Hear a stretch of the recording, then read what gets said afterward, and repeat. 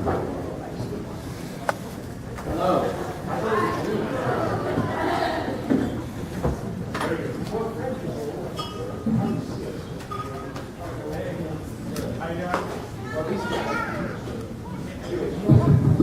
Hello, hello. May I present Josh Davies? What is this thing on? And Sir Corey Feldman.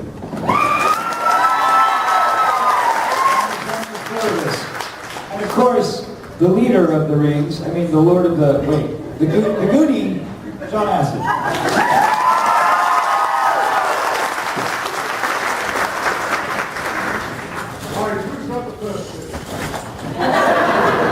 What was it like making Lord of the Rings? Sorry. Something else, anyway.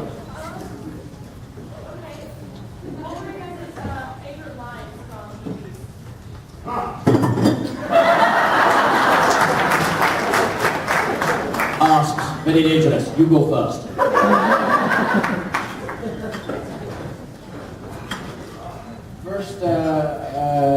First you gotta do the truffle shuffle. You've got to do the truffle shuffle. Just do it. Just do it. Just do it. Do the truffle shuffle, pretty lady.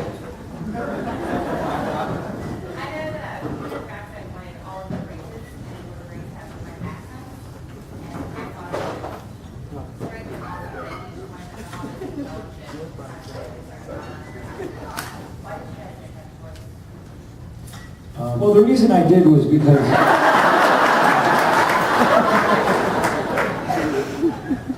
he was the lost fault.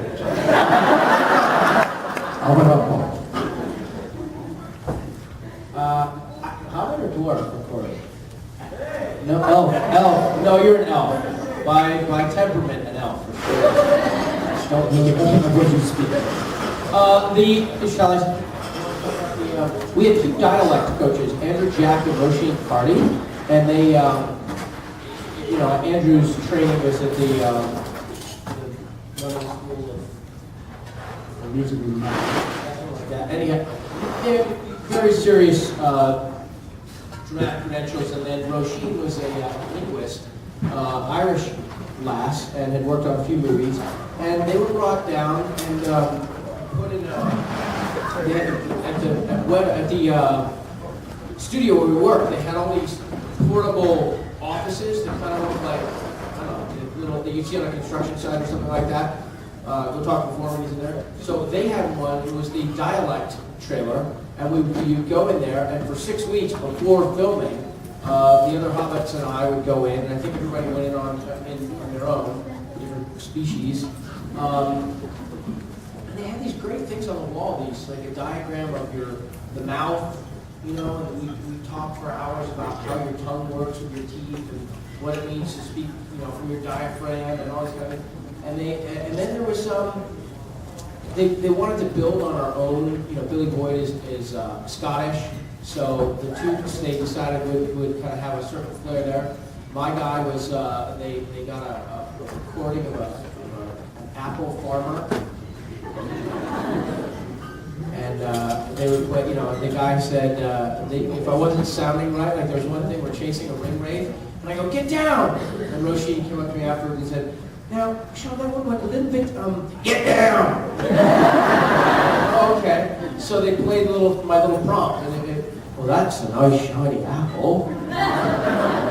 So that's it. And they picked, they really studied the stories and studied what Tolkien's, inventions were, and tried to locate, to make them seem not from here.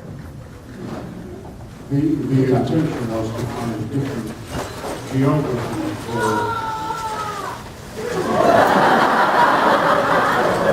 you've heard them talk before, obviously. As a dwarf battle cry. Everyone's a Christian. Different geography for what is... Well, Tolkien intended a prehistory for Britain. And so we all jigged around, and Peter said, well, where do you think it could be done? Well, for me, it was a choice between Ireland and Scotland, and I thought that Scotland had been a bit neglected lately, so I thought we'd try the sort of rather aggressive Scottish accent, you know. Get your retaliation in first, lads, eh? But the hobbits were more Loamshire, and we know from Tolkien's writing that the Elvish is very much based on the sounds of Welsh. So it sort of just naturally fell into a place like that. These guys put hours in trying to perfect these Loamshire accents, these Somerset accents. Very good too. West Country. What West Country?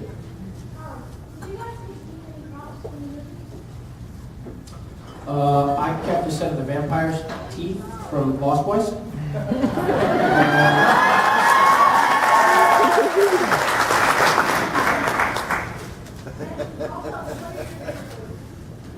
You mean favorite, like Lawrence of Arabia? Favorite movies, yeah. Well, I tell everyone my favorite movie is Gandhi. My actual favorite movie is Patton.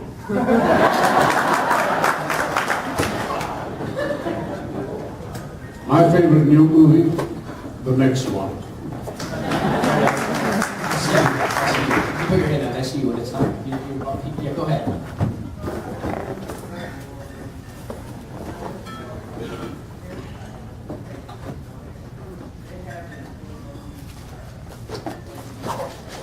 My parents, John Astin, Bill Mays, the original Addams Family Television Show, and my mom, Patty Duke, Academy Award winner for Miracle Worker, when she was like 13 or something, 14.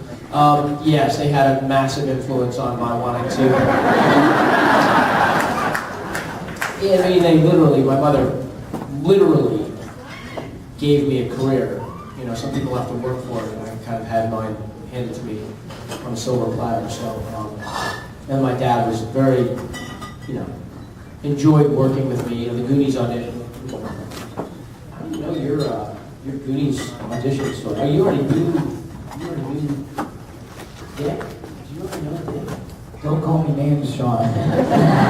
Richard, did you already know Richard? No, but anyhow, Spielberg, actually. Remember?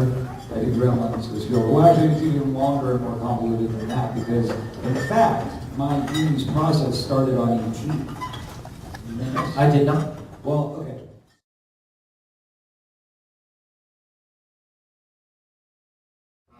Well, we can talk about that, but just apropos your E.T., I was doing Raiders of the Lost Ark.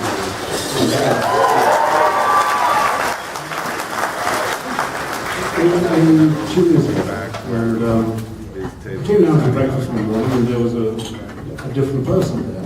And she said hi, and she introduced herself as Harrison's girlfriend.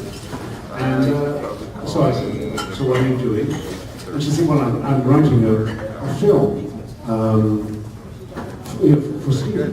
And I said, oh yes, so it sounds interesting. And what's it about? And she said, well, it's about a funny little man who comes down from space and he meets a little boy. And the more she talked about this, the more I thought, this will never get me. That was E.T. My judgment is impeccable, really.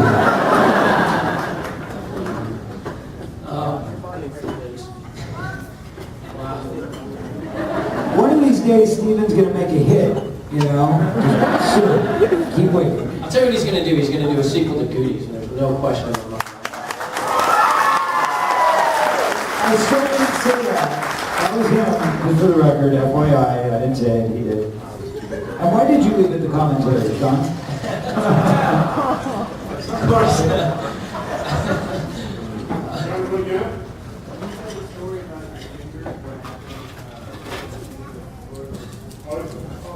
Oh, yes.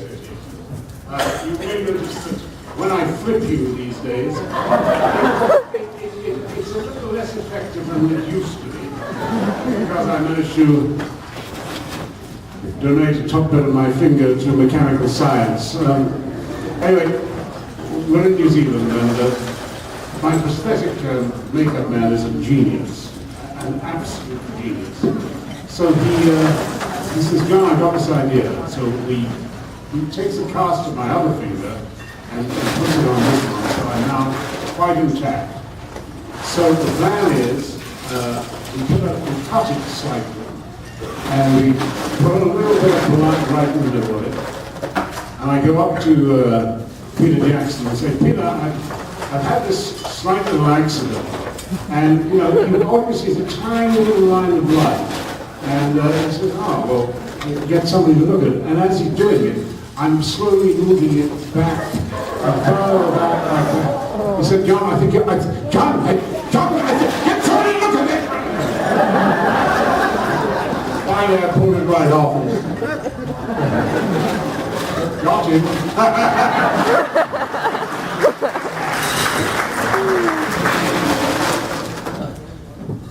So many ways you can go. That's how you know, by the way, that's how you know that he's a seasoned pro. That's how you know. Because any other actor in that position would have been like, lawsuit!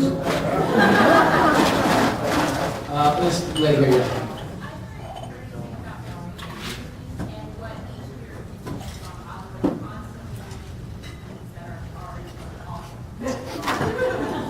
I mean, that used to be awesome. Till they ruined it. No, I don't mean our movie, I mean the other ones. My feeling of this has changed. I used to be a real purist and think, you know, you've made something, you know, like Miracle on 34th Street, they, Les Mayfield remade, the guy directed me in Sealman, and it just, it wasn't a movie that I thought, it wasn't a movie that needed to be remade. But having said that, now, I think it's fine. I think it's fine. Nobody can ever take away what Raiders of the Lost Ark is, or what Goonies is, or Lord of the Rings. They're perfect in space and time, and they mean something to the people who saw them when they saw them, whatever age they were, or, you know, with Goonies over the 20 years, since 25, 26, almost 27 years since we made that, people come up to me and they say, you know, all I have to do is watch the first 30 seconds of that movie, and I'm back in my backyard in 1985, right where I used to go out and play pirate adventures and stuff. That movie just captures that for me. No, nothing will ever stop that. But there are so many. I mean, if you go to the Artist Alley over here, or at any of the conventions, there's so many people creating, so many musicians, craftspeople, and if people are inspired to reinterpret work, or don't have a facility yet with their own imagination to kind of come up with their own stuff, who cares? Let them do it. Let them reinvent it. And if it sucks, we oh wow, man, That wasn't a sucks. bad compliment, was it? Like, I mean, like, if they don't have any, like, creative ingenuity on their own, they can steal our shit all day. Basically.